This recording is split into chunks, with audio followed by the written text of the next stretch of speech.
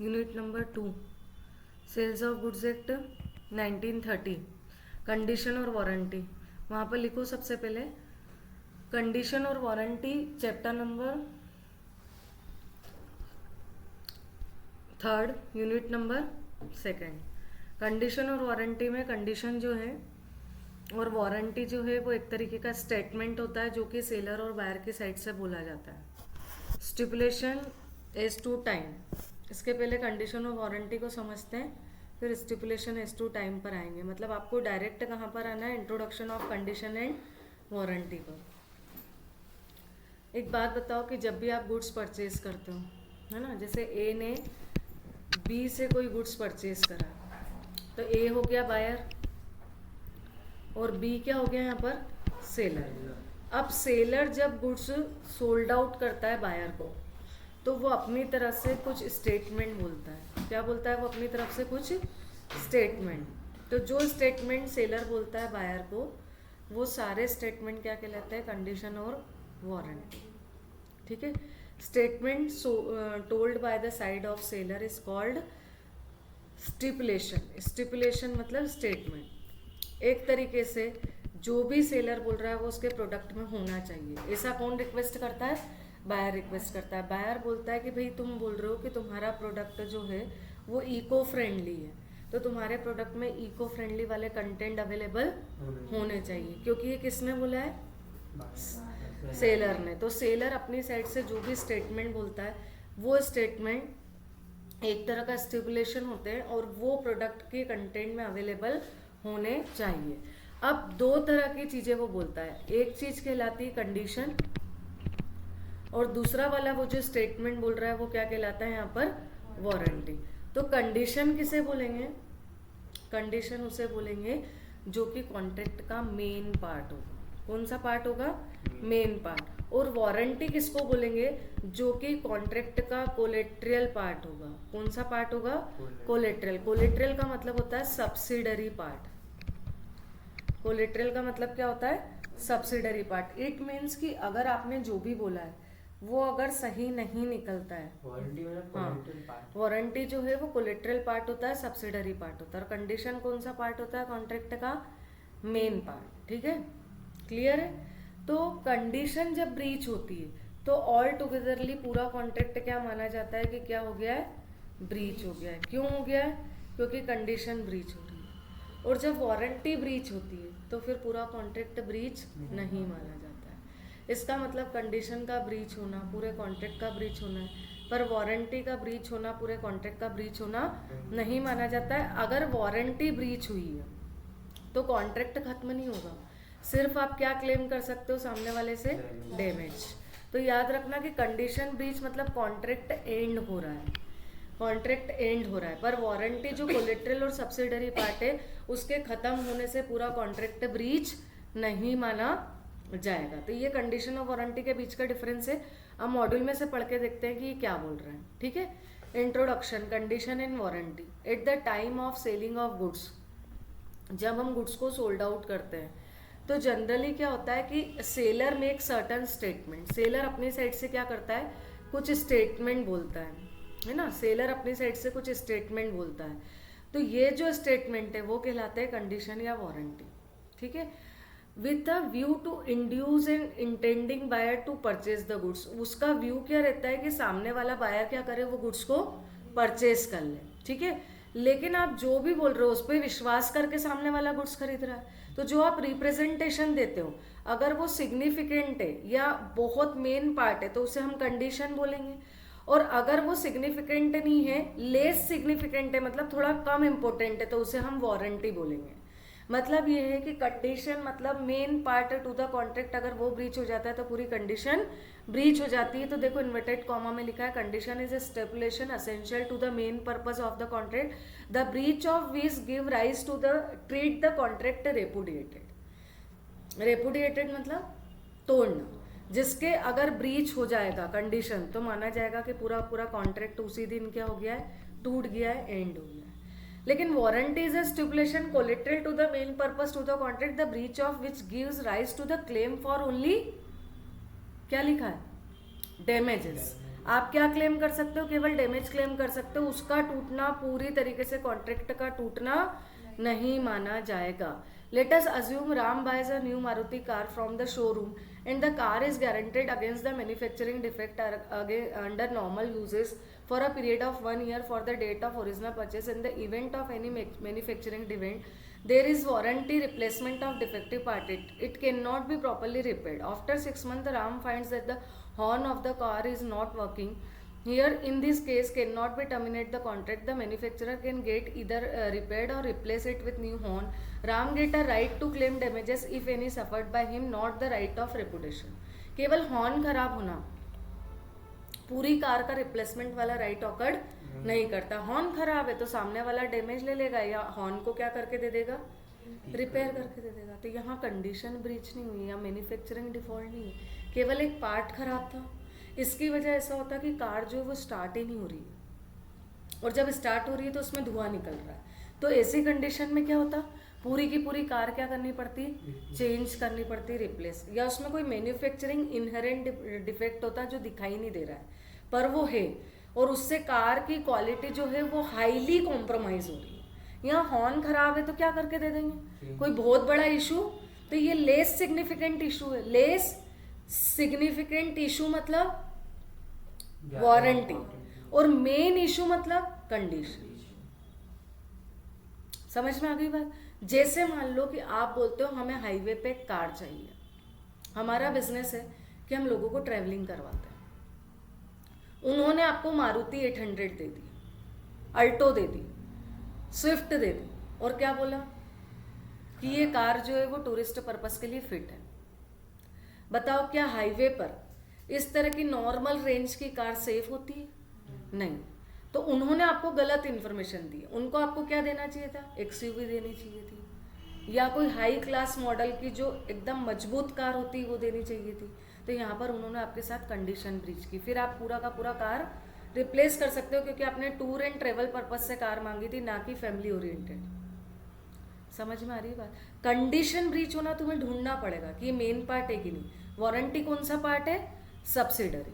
अब कंडीशन और वारंटी का डिफरेंस तो आप पढ़ लेना क्योंकि ये तो अपन ने अभी अभी पूरा डिटेल में पढ़ा है.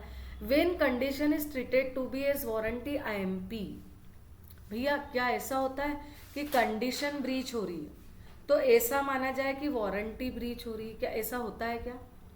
हाँ, कंडीशन ब्रीच और वारंटी ब्रीच मान लिया जाए मतलब कार खराब है, कोलेट्रल पार्ट तो है लेकिन कंडीशन ब्रीच होना बहुत बड़ी बात है और वारंटी ब्रीच होना बहुत छोटी बात है. जैसे मैं आपको एक एग्जांपल से बताती हूँ, आपको जल्दी समझ में आए. मैं आपको कौन सा सब्जेक्ट पढ़ा रही हूँ? लॉ. अगर मैंने लॉ आपको CA का नहीं पढ़ाते हुए CS का लॉ पढ़ा दिया, CS एंट्रेंस का लॉ पढ़ा दिया जिसमें कि 3 ही एक्ट है और यहाँ पर 7-8 एक्ट है, तो क्या मैंने कंडीशन ब्रीच करी है? क्या पूरा कॉन्ट्रैक्ट तोड़ सकते हो? हाँ. लेकिन अगर मैं तुम्हें लॉ पढ़ा रही हूँ और मैंने किसी पर्टिकुलर सेक्शन के अमेंडमेंट नहीं पढ़ा है तो ये पूरी कंडीशन ब्रीच नहीं हुई है. आप बोलोगे मैडम ये अमेंडमेंट पढ़ा दो. समझ में आ रही बात? तो कंडीशन बहुत बड़ी बात होती है. तो क्या कंडीशन का ब्रीच होना कभी वारंटी के ब्रीच होने के इक्विवेलेंट हो सकता है? आंसर आएगा नो. लेकिन 3 सिचुएशन में हो सकता है. पहला, when the buyer altogether waive the performance of the condition. आप लोगों के अंदर संत आत्मा आ गई और आपने बोला ठीक है यार मैडम आपने काय का भी लॉ पढ़ा है बाकी हम यूट्यूब से पढ़ लेंगे और आपने उसको इट्स ओके करके छोड़ दिया. तो ये आपके ऊपर है भाई. अब जब आपने ही अपने आप ब्रीच ऑफ कंडीशन को ब्रीच ऑफ वारंटी मान लिया है तो फिर दुनिया की कोई ताकत कुछ नहीं कर सकती क्योंकि आपने बोला इट्स ओके. दूसरा, whether the buyer elected the treat of breach of condition as to one of the warranty, that is to say he may claim only damages instead of repudiating the contract. Here the buyer has not waived the condition but decided to treat as a warranty. आपने car purchase करी, ठीक है. अब car purchase करने पर आपने बोला आपको पता है 31 दिसंबर को कार बहुत ज्यादा सेल होती है. क्यों? नया साल नहीं, क्योंकि 1 जनवरी से उसके अमाउंट या उसका प्राइस बढ़ जाता है। पुराना मॉडल और नया मॉडल काउंट होता है। तो आपको 31 दिसंबर तक जो कार सस्ती मिल रही वही कार 1 जनवरी को नए मॉडल में काउंट होने के कारण महंगी हो जाएगी। समझ रहे हो? अब आपने कार बुक करी जो आपको कब चाहिए, 31 दिसंबर को, क्योंकि आपको सस्ती पड़ रही है ना। अब आपको रेड कलर की कार चाहिए थी, आपका ड्रीम था बचपन से कि आपको रेड कलर की कार चाहिए। उस दिन उन्होंने आपसे प्रॉमिस करा कि हम आपको रेड कलर की कार डिलीवर्ड करवा देंगे, पर उन्होंने ब्लू कलर की कार आपको डिलीवर्ड करी। आपको गुस्सा आया, यार मेरा ड्रीम तोड़ दिया, मुझे नहीं लेना, है ना, क्योंकि ये कंडीशन ब्रीच हो रही है। बड़ी बात है, आपका ड्रीम था, कार का कलर बहुत सेंसिटिव मैटर होता है बायर के लिए, लेकिन आपको उस कार को खरीदने पर 3 लाख रुपए की बचत हो रही है। तो आपने अपनी भावनाओं को क्या करा, साइड में रख दिया, और कार को क्या करा, खरीद लिया। और आपने खुद ने इलेक्ट कर लिया, इट्स ओके यार, treat of as a warranty, not treated as a condition. पहले वाले जैसे ही लगभग ऑलमोस्ट। तीसरा क्या है, where the contract is not severable and the buyer accepted the whole goods और any part thereof. For example, if basmati rice and lower quality rice mixed together, the contract becomes not favorable. और आपने उसका कुछ part accept भी कर लिया, तो अब आप वापस नहीं कर सकते। याद रखना, कुछ पार्ट एक्सेप्ट करना आपका वेव टू कंडीशन वाला राइट डिस्पोज कर देता है। अब आप ऐसा नहीं बोल सकते हो कि कंडीशन ब्रीच हुई, क्योंकि आपने ऑलरेडी उसका कुछ पार्ट एक्सेप्ट कर लिया। ठीक है। और 4 तो लास्ट है कि लॉ ही बोल दे, क्या बोल दे, कि हम इसे ब्रीच ऑफ कंडीशन ट्रीट नहीं करेंगे। अब भैया लॉ नहीं बोल दिया, बात ही क्या हो गई, यहाँ पे उड़ गई, खत्म हो गई। वेवर ऑफ कंडीशन के 4 पॉइंट्स मैंने पढ़ा दिए। आईएमपी मैंने आपको बोला है कि ये पूछा जाता है, जो कि अपने सेक्शन नंबर 13 में थे। आईएमपी लिख देना, बिना इसको प्रिपेयर किए एग्जाम में मत जाना। एक्सप्रेस और इम्प्लाइड कंडीशन। एक्सप्रेस कंडीशन किसको बोलेंगे, जो अपन बता सके, और इम्प्लाइड किसको बोलेंगे, जो अपन नहीं बता सके। तो एक्सप्रेस कंडीशन वो होती है जो आपने किसी भी तरीके से शो ऑफ कर दी है, बता दी है, बोल दी है। और इम्प्लाइड किसको बोलेंगे, जो आप बोल नहीं सकते लेकिन फिर भी लागू हो जाती है। ठीक है। जैसे अगर मैं ये मोबाइल परचेस करने गई और उन्होंने आपको बोला कि मैडम आपको पता है इस मोबाइल की अच्छी बात क्या है, ये फेस रिकॉग्नाइजेशन से लॉक आउट हो जाता है, मतलब इसका लॉक जो है वो फेस देखकर ओपन हो जाए, तो आपके अलावा किसी का फेस रहा तो इसका लॉक नहीं खुलेगा। ये उन्होंने क्या बोला, एक्सप्रेस, या उन्होंने लिख के दे दिया। ठीक है, तो ये एक्सप्रेस हो गया, लेकिन कुछ चीजें बोली नहीं जाती, इम्प्लाइड। जैसे आपने यहाँ पर कोर्स की फीस भरी, तो ये इम्प्लाइड कंडीशन है कि आप यहाँ का फर्नीचर यूज कर सकते हो। ये इम्प्लाइड कंडीशन है कि आप यहाँ की इलेक्ट्रिसिटी यूज करोगे। क्या सर ने एक एक चीज लिख के दी, बोल के दी कि बेटा देखो कुशाग, तुमने फीस तो भर दी, अब तुम एक काम करो, यहाँ का फर्नीचर भी यूज कर लो, फोन लगा के पूछना मत। तो आप बोलोगे सर यार ये तो कॉमन सेंस की बात है। ठीक है, समझ में आ रही है बात। तो ये जो चीजें सर ने नहीं बोली और आप यूज कर रहे हो, वो सब क्या है, इम्प्लाइड। और जो सर ने बोल के बोला है कि भैया देखो तुम्हारा कोर्स हो जाएगा, तुम्हारे कोर्स में जो तुम्हें डाउट है वो फैकल्टी ले लेगी, ये सब कौन सी कंडीशन है, एक्सप्रेस। सोफ लाकर सोफ, है ना, क्लियर हुआ। उसके बाद अगला है इम्प्लाइड कंडीशन, कौन कौन सी होती है। तो पहली इम्प्लाइड कंडीशन है कंडीशन इज टू टाइटल। इसका मतलब क्या होता है,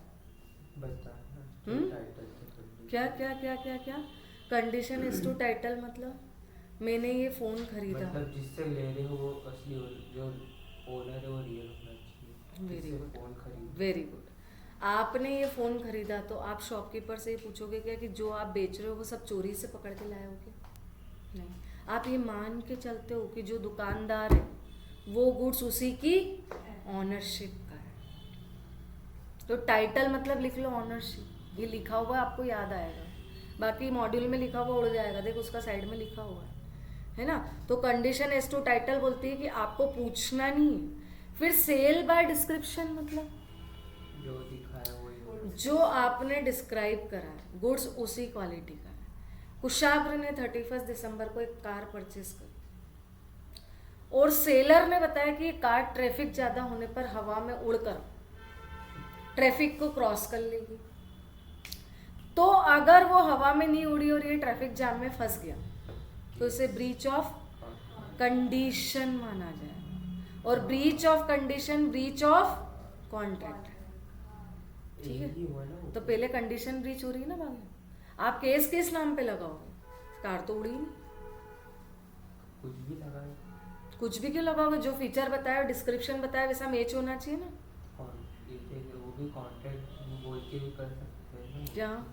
जैसे उसने बोला कि कार नहीं उड़ हम्म। सकती, तो अपन जब किस में मतलब कॉन्ट्रैक्ट ये लिखा कंडीशन लिखी दोनों एक ही बात हो रहेगी।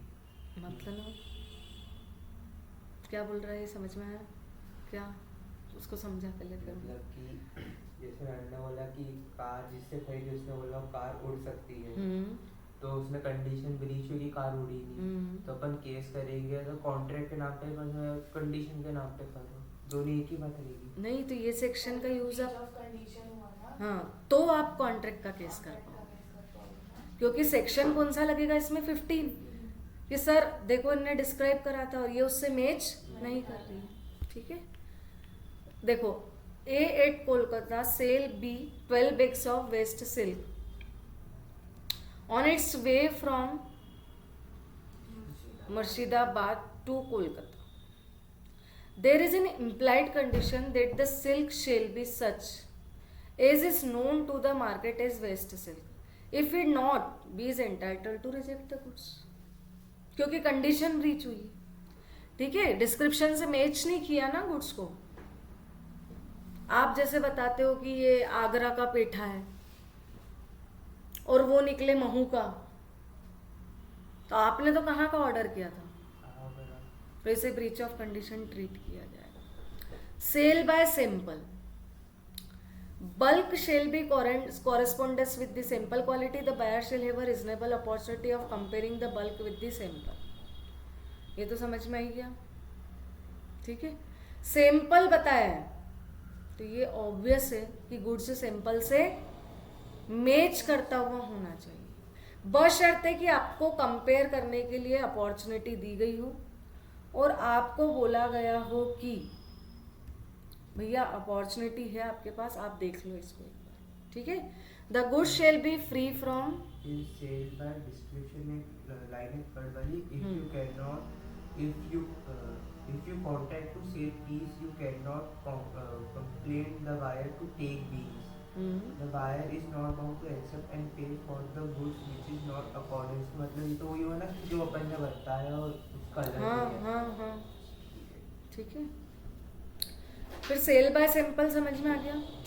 The goods shall be free from any defect, them unmerchantable which would not be apparent or reasonable examination of the sample. This condition is applicable only with regard to the defect which could not be discovered by ordinary examination of the goods. इस point को ध्यान रखना। If the defects are latent, मतलब छुपा हुआ है, then the buyer can avoid the contract. This simply means that the goods shall be free from latent defect or hidden defect. अगर कोई डिफेक्ट अपेरेंटली दिख रहा है तो आप केस नहीं कर पाओगे ब्रीच ऑफ कंडीशन का। जैसे आप ये फ़ोन खरीदने जाते हो और आपको स्क्रीन 100 जगह से टूटी हुई दिख रही है, तो आपकी आंखें हैं या नहीं है? आपको इस गुड्स को खरीदना ही नहीं था। हिडन डिफेक्ट होता तो बात अलग, समझ गए। तो आपको ये ध्यान रखना है कि ऑर्डिनरी एग्जामिनेशन से जो डिफेक्ट दिखता है उस पर आप केस नहीं, लिख लो। Sale by sample as well as description दोनों का मिला लो। कंडीशन एज टू क्वालिटी और फिटनेस बहुत IMP कंडीशन है, एग्जाम में बहुत ज़्यादा आती है, केस लॉ बेस्ड है। Ordinarily there is no implied condition as to quality और fitness of the goods sold by a particular purpose.